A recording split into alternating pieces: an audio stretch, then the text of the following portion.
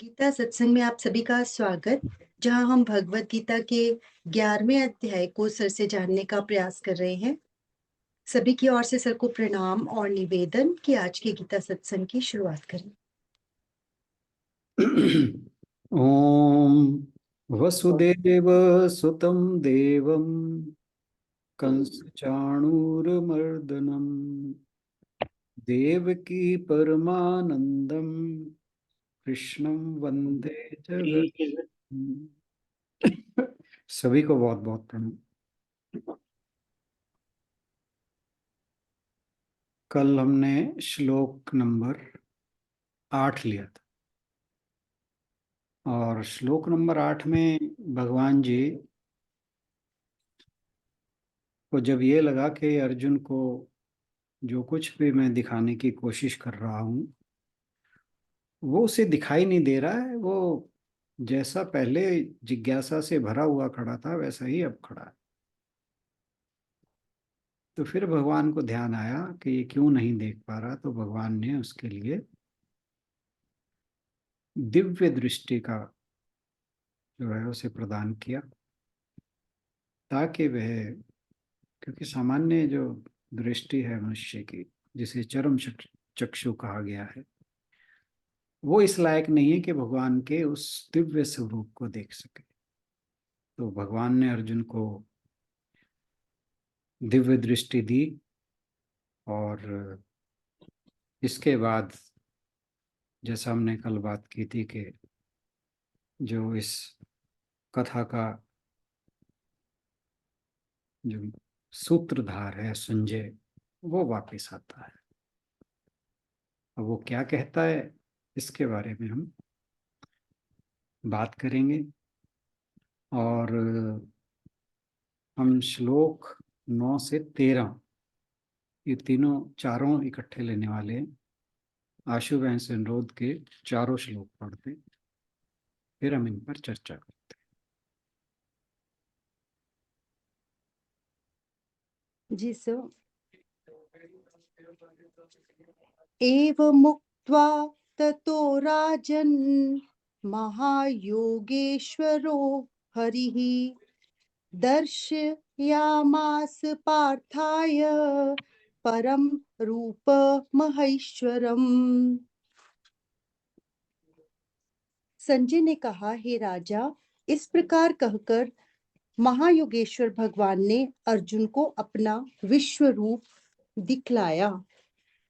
अनेक अनेक वक्त्र नयन,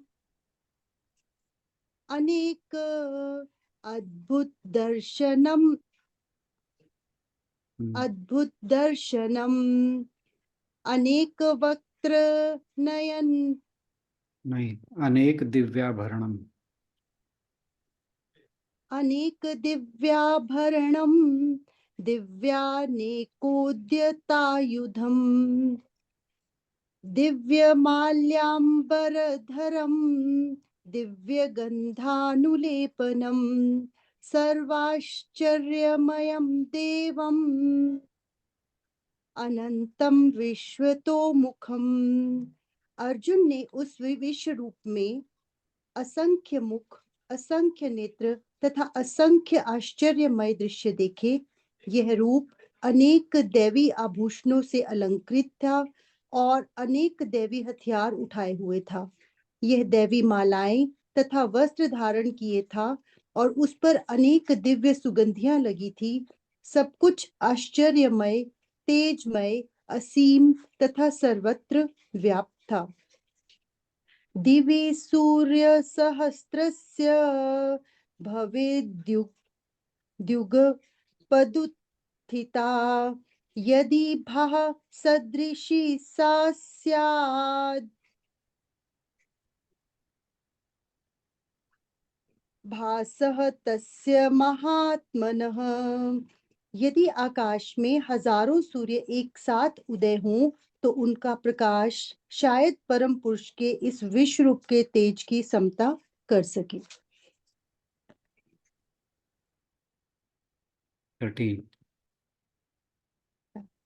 13 भी सर।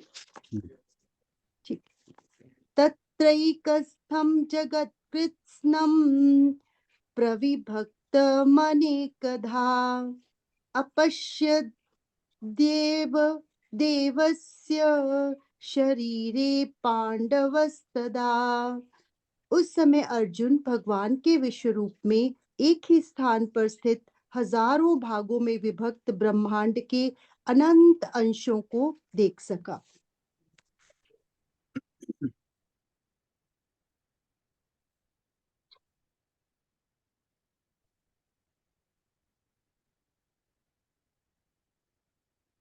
वो शेयर कर देना, मैं स्टार्ट करता हूँ।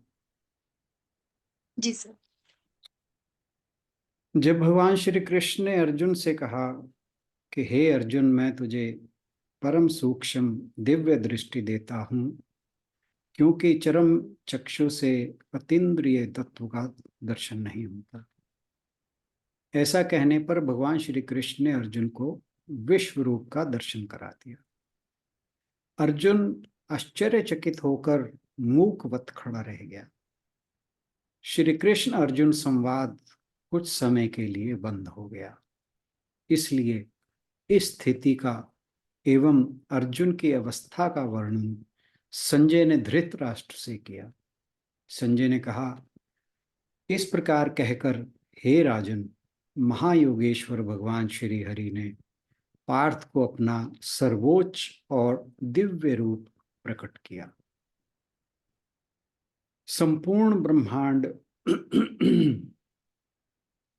एक ऐसा विषय है जो आसान मानसिक समझ के लिए उपयुक्त नहीं है। इसलिए संजय को इसका विवरण देने के लिए शब्दों की कमी हो गई। उनके कहने का तात्पर्य यह है कि अर्जुन ने इस ब्रह्मांडीय रूप को उसकी संपूर्ण भव्यता में देखा। भगवान को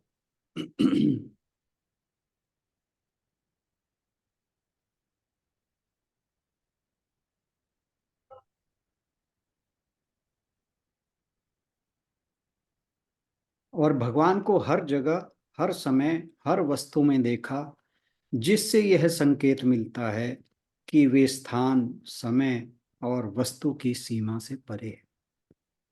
आत्मा सर्वव्यापी होने के कारण सर्वत्र विद्यमान है। यह भूत, वर्तमान और भविष्य में भी विद्यमान है। यह सभी भागों में निवास करता है, इसलिए यह अनंत है। मैं जो देख रहा हूं, जो तेज मैं आपके सामने देख रहा हूं, वह कोई साधारण मनुष्य नहीं है। श्री कृष्ण, वासुदेव श्री कृष्ण अपनी सर्वोच्च महिमा में अर्जुन के सामने खड़े हैं। अपने विश्व रूप में जो प्रकट करते हैं, मैं तुम्हें विश्वास दिलाता हूं मेरे प्रिय राजा, यह अच्छा है कि तुम अंधे हो और अंधे ही रहो। यह विश्व रूप मेरी समझ से परे है। संजय स्वयं इस दर्शन से चकित है और अपना आश्चर्य व्यक्त कर रहा है। संजय ने धृतराष्ट्र से कहा, हे कौरव कुल श्रेष्ठ राजा, मुझे रह रह कर एक बात का बहुत ही आश्चर्य होता है कि देखिए, इन त्रिभुवन में लक्ष्मी से बढ़कर भाग्यवान और कौन है, अथवा वेदों के सिवा दूसरा और कौन सा ऐसा साधन है जिससे आत्म स्वरूप का कुछ ज्ञान हो सके। इसी प्रकार जिसे वास्तविक सेवा भाव कहते हैं, वह केवल शेषनाग में है। क्यों, ठीक है या नहीं? नारायण के प्रति प्रेम से भरकर आठों पहर योगियों की भांति एक निष्ठ होकर उनकी सेवा करने वाला गरुड़ के समान क्या कोई भक्त भी है? परंतु ये सब लोग एक और पड़े रह गए, और जिस दिन से इन पांडवों का जन्म हुआ था, उसी दिन से मानो नारायण के सुख को अपनी ओर आकृष्ट करने वाला एक नवीन स्थल उदित हुआ। और इन पांचों पांडवों से भी अर्जुन के कहने में तो श्री कृष्ण स्वयं ही पूरी तरह से हो गए हैं। ऐसा जान पड़ता है कि एक विषयी पुरुष को एक लावण्यवंती ने लंपट बना डाला है। शायद ही कोई सिखाया हुआ पक्षी भी इस तरह न बोलता होगा और मनोविनोद के लिए लाड़ प्यार से पाला हुआ हिरण भी इस प्रकार की क्रीड़ा ना करता होगा जिस तरह ये श्री कृष्ण अर्जुन के फेर में पड़कर पटापट बातें करते हैं और उसके साथ नाचते और क्रीड़ा करते हैं। कुछ पता नहीं चलता कि इस अर्जुन का ऐसा कौन सा भाग्य उदय हुआ है। स्वयं पूरे परम ब्रह्म को देखने का सौभाग्य इसके नेत्रों ने प्राप्त किया है। देखिए श्री कृष्ण इसकी बातों के एक एक शब्द का कैसे प्रेम से पालन कर रहे हैं।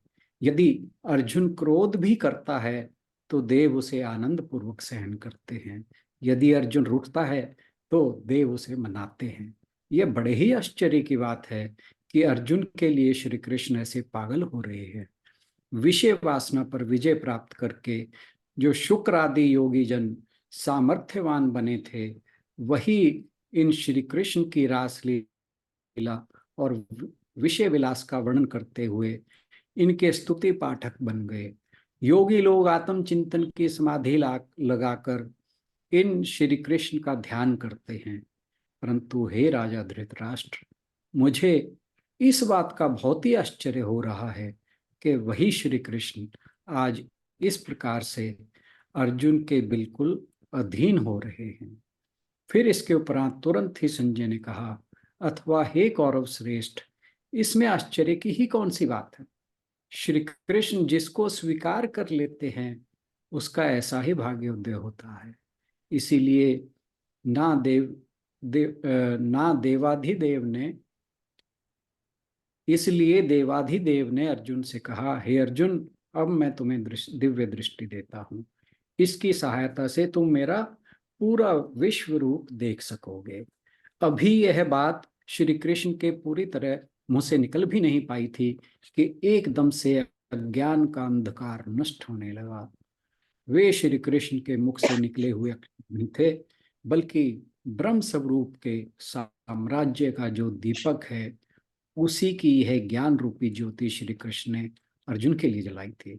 इसके उपरांत अर्जुन को अलौकिक ज्ञान नेत्र प्राप्त हो गए और उन्हीं नेत्रों में ज्ञान दृष्टि के अंकुर उत्पन्न हो गए। इस प्रकार श्री कृष्ण ने अर्जुन को अपना विश्व रूप योग का वैभव दिखलाया। ईश्वर के भिन्न भिन्न अवतार जिस सागर की तरंगों के समान है, जिसकी किरणों के योग से यह विश्व रूप मृग जल सा आभास उत्पन्न करता है, जिस अनादि सिद्ध स्वयंभू समान और सपाट भूमिका पर इस चराचर का चित्र अंकित होता है, वही अपना विश्व रूप वैकुंठाधिपति श्री कृष्ण ने उस समय अर्जुन को दिखलाया। एक बार बाल्यावस्था में जब श्री कृष्ण ने मिट्टी खाई थी, तब यशोदा ने क्रोध में आकर उनकी कलाई पकड़ ली थी। इस पर बात का प्रमाण देने के लिए कि मेरे मुख में कुछ भी नहीं है, श्री कृष्ण ने डरते डरते अपनी तलाशी देने के उद्देश्य से अपना मुंह खोला था। उस समय उस मुख में यशोदा को 14 भुवनों के दर्शन हुए थे। अथवा मधुवन में एक बार श्री कृष्ण ने ध्रुव पर भी ऐसी कृपा की थी। जो ही उन्होंने उसके गाल से अपना शंख स्पर्श कराया, त्यों ही वह धड़ाधड़ ऐसी बातें कहने लगा जो वेद भी स्पष्ट रूप से नहीं जानते। हे धृतराष्ट्र, श्री कृष्ण ने अर्जुन पर भी इस समय वैसी ही कृपा की थी। इसीलिए उस समय अर्जुन के लिए माया का मानो कहीं नाम निशान नहीं रह गया था। उस समय एकदम से प्रभु स्वरूप की ऐश्वर्य प्रभा प्रकट हुई और उसे चारों ओर चमत्कार ही चमत्कार फैला हुआ दिखाई दिया। इससे अर्जुन का चित्त आश्चर्य की भावना में लीन हो गया। जिस प्रकार मार्कंडे के संबंध में यह कथा है कि ब्रह्मा के सत्यलोक तक पूरी तरह से भरे हुए जल में किसी समय केवल मार्कंडे ही तैरता था, उसी प्रकार आज विश्व रूप के महोत्सव में अकेला अर्जुन ही लौट रहा था। वह कहने लगा, अरे यहाँ कैसा विस्तृत आकाश था, वह सब कौन कहाँ ले गया। स्थावर और जंगम से युक्त वह भूत सृष्टि कहाँ चली गई। दिशाओं के भी चिन्ह नष्ट हो गए, ऊपर और नीचे की कल्पना ही नहीं रह गई है।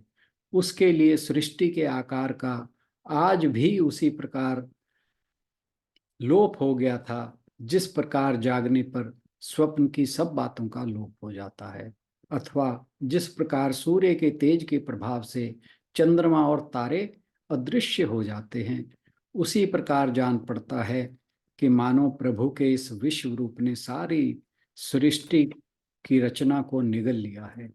उस समय उसके मन का मनत्व भी जाता रहा। बुद्धि अपने को संभाल नहीं सकी और इंद्रियों की वृत्तियां उलटकर हृदय में भर गई। उस समय स्तब्धता और एकाग्रता की परम अवधि हो गई, मानो सभी प्रकार के विचारों पर किसी ने मोहनास्त्र का प्रयोग कर दिया था, यानी वो सम्मोहन के प्रभाव में आ गया।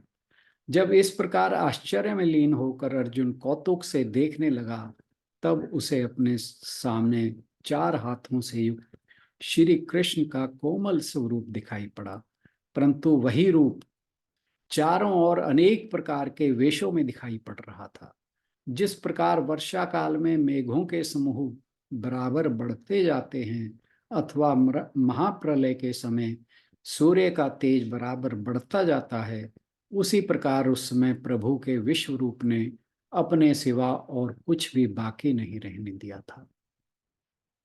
पहले तो आत्म स्वरूप का इस प्रकार साक्षात्कार होने पर अर्जुन समाधान प्राप्त करके सब स्तब्ध हो रहा। फिर उसने सहज भाव से आंखें खोली तो उसे विश्व रूप के प्रत्यक्ष दर्शन हुए। अर्जुन के मन की जो भी बात इस अर्जुन के मन में जो इस बात की बहुत कामना थी कि मैं अपनी आंखों से विश्व रूप देखूं, सो उसकी वह कामना श्री कृष्ण ने इस प्रकार पूरी कर दी। विश्व रूप में बहुत से मुख थे। अर्जुन ने प्रभु के ऐसे सुंदर सुंदर मुख देखे कि मानो वे लक्ष्मीपति के राज मंदिर थे, अथवा सौंदर्य लक्ष्मी के अनेक भंडार थे, अथवा बहार से भरे हुए आनंद के वन, अथवा लावण्य के साम्राज्य थे। परंतु इन सुंदर मुखों के साथ ही उसने बीच बीच में बहुत से ऐसे दूसरे मुख भी देखे जो स्वभावतः बहुत भयंकर थे। उन्हें देखकर ऐसा जान पड़ता था कि मानो काल रात्रि की सेना ही उमड़ पड़ी हो, अथवा स्वयं मृत्यु के मुख निकल आए हों, अथवा भय के गढ़ बनाए गए हों, अथवा प्रलय की अग्नि के कुंड ही खुल गए हों। इस विश्व मूर्ति में वीर श्रेष्ठ अर्जुन ने इस प्रकार के बहुत से विलक्षण विकराल भयंकर मुख भी देखे, पर साथ ही उस मूर्ति में अलौकिक सजे सजाए अथवा सौम्य मुख भी असंख्य थे। वास्तव में उस ज्ञान दृष्टि को भी कहीं उन मुखों का अंत दिखाई नहीं देता था। फिर अर्जुन बड़े कौतुक से उस विश्व रूप के नेत्र देखने लगा। वे नेत्र अनेक प्रकार के विकसित कमलों के वन के समान थे। इस प्रकार सूर्य के रंग के और ऐसे तेजस्वी नेत्र अर्जुन ने देखे। जिस प्रकार कल्पांत के समय काले रंग के घने मेघ समूह में बिजली की चमक दिखाई पड़ती है, उसी प्रकार उन काली और टेढ़ी भौहों के नीचे अग्नि के समान पीले रंग की दृष्टि की किरणें शोभा पा रही थी। इस प्रकार उस एक ही रूप में भिन्न भिन्न प्रकार के अनेक चमत्कार देखकर अर्जुन को उस रूप की अनेकता पूर्ण रूप से विदित हो गई। वह मन ही मन कहने लगा, इसके पैर कहाँ हैं, मुकुट कहाँ हैं और हाथ कहाँ हैं। इस प्रकार उसका विश्व रूप के दर्शनों का अनुराग उत्सुकता से बढ़ने लगा। उस अवसर पर अर्जुन मानो सौभाग्य का भंडार ही बन गया। फिर भला उसका कोई मनोरथ कैसे निष्फल हो सकता था? क्या शंकर के तर्कश में कभी व्यर्थ जाने वाले बाण होते हैं, अथवा ब्रह्मा की जीवा पर कभी कोई मिथ्या बात आ सकती है? बस अर्जुन को तत्काल ही उस अपार मूर्ति के संपूर्ण दर्शन होने लगे, जिनकी थाह वेदों को भी नहीं लगती। उनका एक एक अंग अर्जुन अपनी दोनों आंखों से एक ही समय में और एक साथ ही देखने लगा। चरण से मस्तक तक उस स्वरूप का ऐश्वर्य देख समय अर्जुन को ऐसा जान पड़ा कि वह मूर्ति नाना प्रकार के अलंकारों से विभूषित है। वह परम ब्रह्म स्वरूप देव अपने शरीर पर धारण करने के लिए स्वयं ही अनेक प्रकार के अलंकार और आभूषण बन गए थे। भला ये कैसे बतलाया जा सकता है कि वे आभूषण कैसे और किसके समान थे? जिस तेज से चंद्रमा और सूर्य भी प्रकाशमान होते हैं, और विश्व के जीवन रूपी महातेज का जो जीवन सर्वस्व है, वह तेज ही इस विश्व रूप का श्रृंगार था। भला उसका ज्ञान किसकी बुद्धि को हो सकता है? वीर अर्जुन ने देखा कि ऐसा ही तेजस्वी श्रृंगार देव ने धारण किया है। जब अर्जुन ज्ञान दृष्टि से उस विश्व रूप के सरल हाथ देखने लगा, तब उसे उन हाथों में ऐसे शस्त्र चमकते हुए दिखाई पड़े कि मानो उनमें उनमें से कल्पांत की ज्वाला ही निकल रही हो।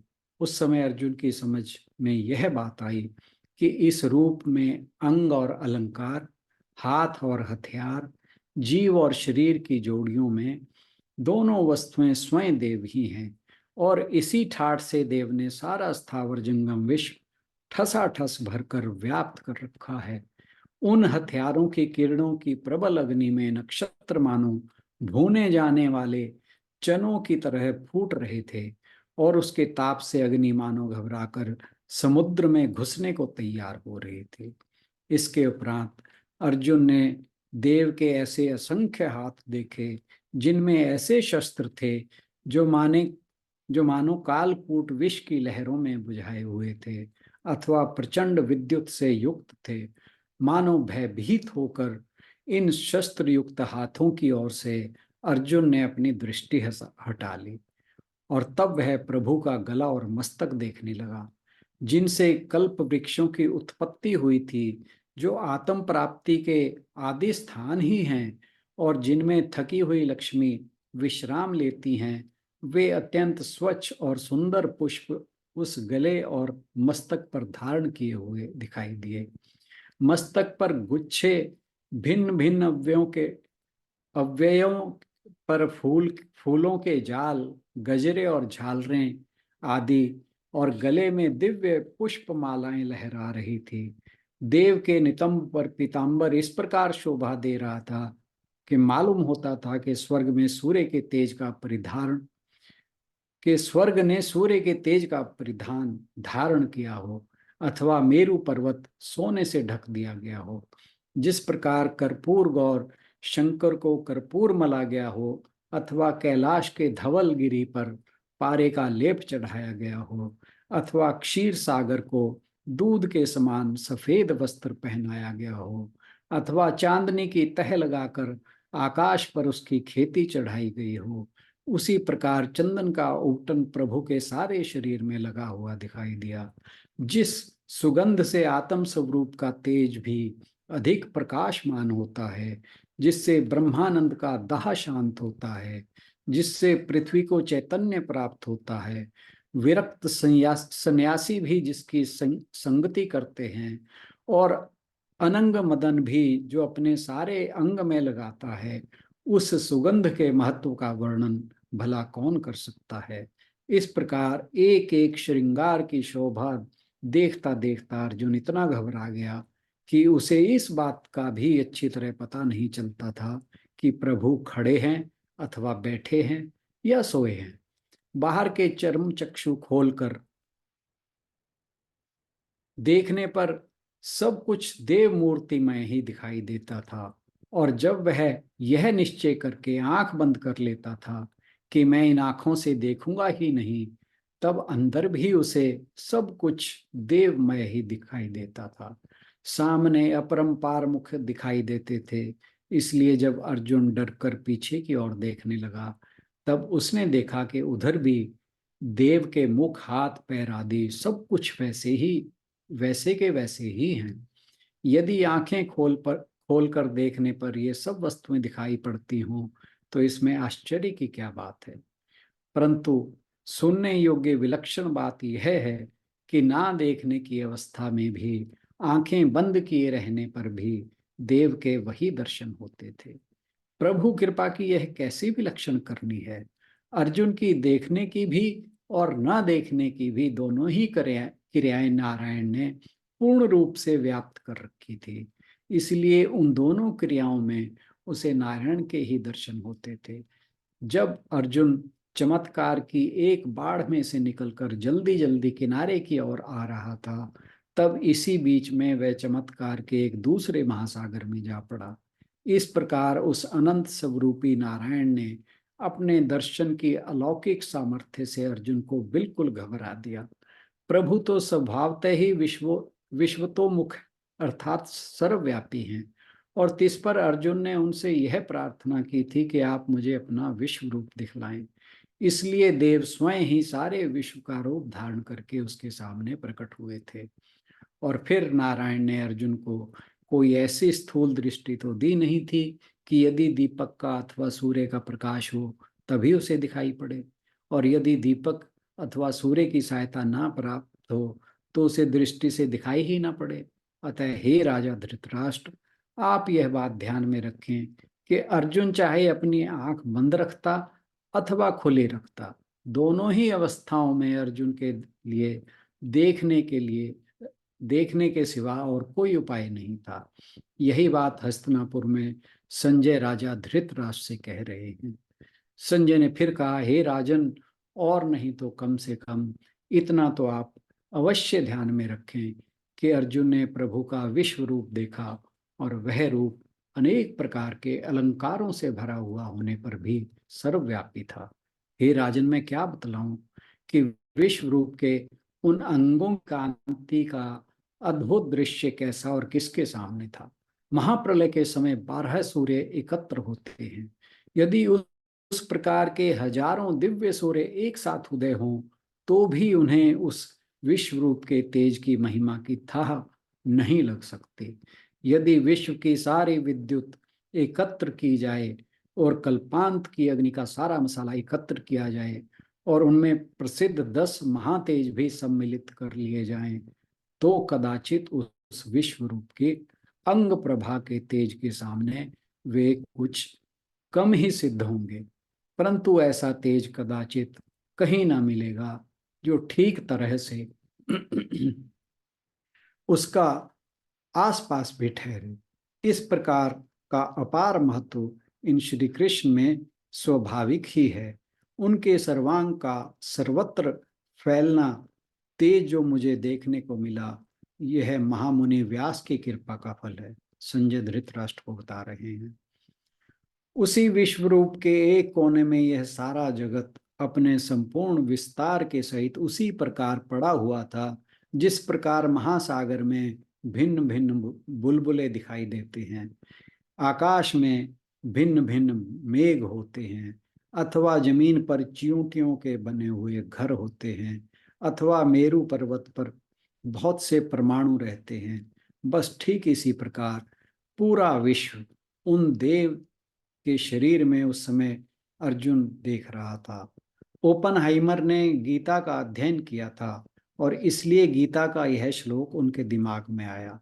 उस असाधारण घटना के सबसे करीब जिसने हमारे आधुनिक इतिहास में परमाणु युग की शुरुआत की, उस शक्तिशाली सत्ता के तेज की तुलना केवल आकाश में एक साथ हुए उदित हजारों सूर्यों के प्रकाश से ही हो सकती है। सभी भावनाएं, सभी भाव, सभी भय और सभी चीजें एक साथ एकत्र होकर उठ खड़ी होती हैं, और अर्जुन को पता नहीं लगता कि कहाँ भागना है, क्योंकि वह जहां भी देखता है उसे हर जगह भगवान ही नजर आते हैं। वह बाईं ओर मुड़ता है और प्रभु को देखता है, वह भगवान को दाईं ओर देखता है, वह प्रभु को अपने सामने देखता है, वह अपने स्व के अनेक पहलुओं को देखता है। ऐसी दृष्टि से कल्पना कीजिए कि अर्जुन के मन में क्या चल रहा है। यह अद्भुत दृश्य, यह परम तेज उसके सामने है। अपने मन में उन्होंने कृष्ण को हमेशा एक मित्र के रूप में ही देखा है, और भगवान ने भी इस मित्रता को ही संजो कर रखा है। वे एक दूसरे के प्रिय हैं, और उस क्षण यह मित्रता अर्जुन के दृष्टिकोण से गायब हो जाती है, श्री कृष्ण के दृष्टिकोण से नहीं। गीता की शुरुआत में जब श्री कृष्ण कहते हैं, गुरु के रूप में मैं तुम्हारे सामने हूँ, मैं तुम्हें शिक्षा दे रहा हूँ, लेकिन इस इस क्षण ऐसा लगता है कि गुरु भी गायब हो जाते हैं। यहाँ अर्जुन देखता है कि सबके गुरु स्वयं नारायण उसके सामने खड़े हैं। कल्पना कीजिए कि आप यहाँ खड़े हैं और बाहर देख रहे हैं, और आप बस बाहर जाते हैं। आज एक अद्भुत दिन है और आप बस सूरज की ओर थोड़ा सा देखते हैं, आप अपने आप को ढक लेंगे और कहेंगे, ओह मेरे धूप का चश्मा कहाँ है। यह पहली चीज होगी जो आप पूछेंगे। और अर्जुन लाखों सूर्यों के सामने खड़ा है और हर चीज में स्वयं भगवान को महसूस कर रहा है। अर्जुन सर्वोच्च देवता के रूप में पूरे ब्रह्मांड को कई गुणा दृष्टि और आकार में देखता है। भगवान ने पहले जिन देवताओं का उल्लेख किया है, उनमें प्रत्येक अपनी पूर्णता में उनके अंदर हैं। सभी जानवर, देवता, पौधे, सारी सृष्टि, छोटे से लेकर बड़े तक, सभी उसके अंदर मौजूद हैं। सभी प्रकार के सुख, सारा दर्द, सारा आनंद उनके ब्रह्मांडीय शरीर में प्रकट होता है। अंतिम अध्याय में भगवान श्री कृष्ण ने कहा है, सूर्य देव,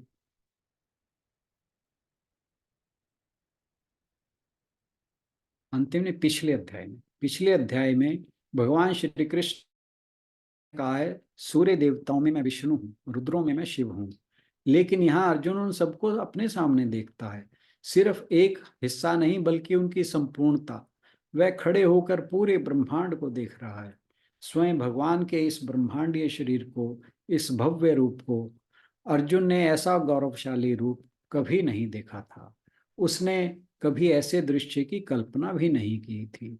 हालांकि श्री कृष्ण ने उनसे इस बारे में बात की है, जब आप किसी को कुछ बताते हैं तो आपका दिमाग कुछ बनाना शुरू कर देता है। 10वें अध्याय में भगवान श्री कृष्ण ने अर्जुन से कहा था, वेदों में मैं सामवेद हूँ, नियम और कानून बनाए रखने वालों में मैं यम हूँ, महिलाओं में मैं कीर्ति श्रीवाक हूँ, पांडवों में मैं अर्जुन हूँ, वृष्णि वंश में मैं कृष्ण हूँ, राक्षसों में मैं प्रहलाद हूँ, आदि आदि। उन्होंने यह सब अर्जुन को पहले ही बताया था, और यहाँ अर्जुन वह सब देख रहा है और इसका उस पर गहरा प्रभाव पड़ा है। गीता के प्रारंभ में मोह एवं विषाद से ग्रस्त होने पर अर्जुन के शरीर में कंपन हुआ था। अब भक्ति रस से अभिभूत होने पर उसका शरीर आनंद से पुलकित हो रहा है। संसार से भगवान की ओर उन्मुख होने का यह तत्काल एवं प्रत्यक्ष फल है। आज के लिए इतना ही। बहुत बहुत धन्यवाद।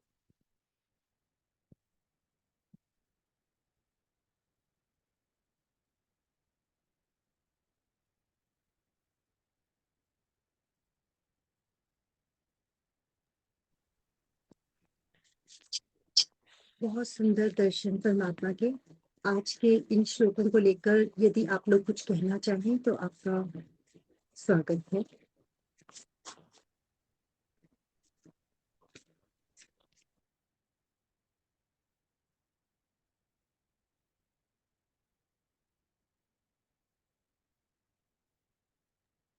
अभी दर्शन कर रहे हैं सर।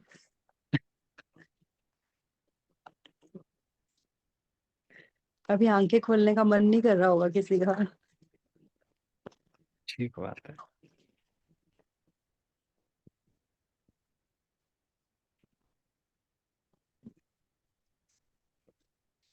ज्यादा ही आनंद आ रहा।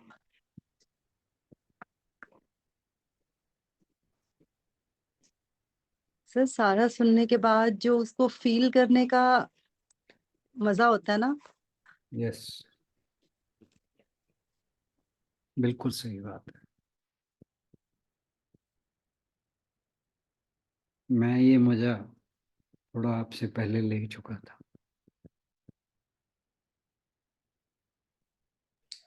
सर वो जो पिक्चर लगा दी ना विश्व रूप की, बस हम तो उनको ही नहीं हारते थे पूरे में। पूरा उसी में खोए रहे। बहुत ही अच्छी तरह से एक्सप्लेन किया, बड़ा आनंद आया। Thank you.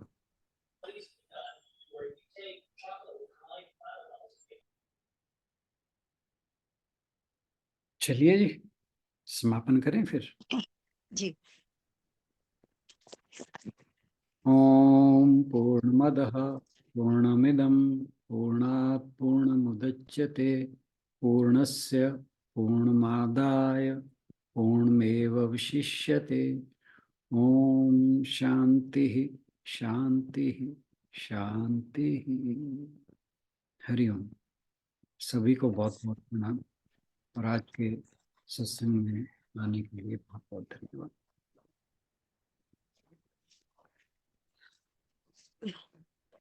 इसी के साथ सभी से निवेदन कि 3 बार गायत्री मंत्र के लिए सब लोग तैयार हो जाएं। हरि ओम तत्सत। ओम भूर्भुवः स्वः तत्सवितुर्वरेण्यं